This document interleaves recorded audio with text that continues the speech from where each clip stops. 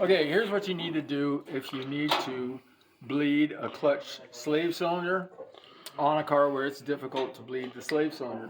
If you want to do it before you put the transmission together, which is a very good idea, what you need to do is you need to have a setup like this. Well, what this setup is going to do is it's going to make it so the piston doesn't pop out of the bore when you're trying to bleed the system. You can't bleed the system unless you got something to push against. So what happens is if you try to bleed the system without a setup like this, the piston is just going to push out of the bore and you're going to get all kinds of leakage.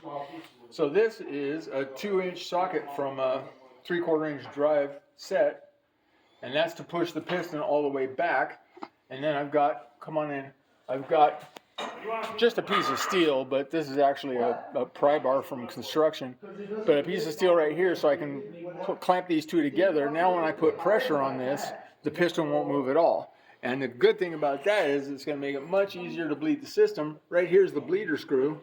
So now when I pump the pedal, the master cylinder is going to pressurize this line, and it's going to squirt out here just like we were doing a brake caliper. So that's how you do it if you want to bleed this before you install it, before you install the trans in the car, which is a good idea because, watch your step over here. This is the 2007 Corvette. You don't want to put this in and then have a failure of your clutch slave cylinder throwout bearing assembly.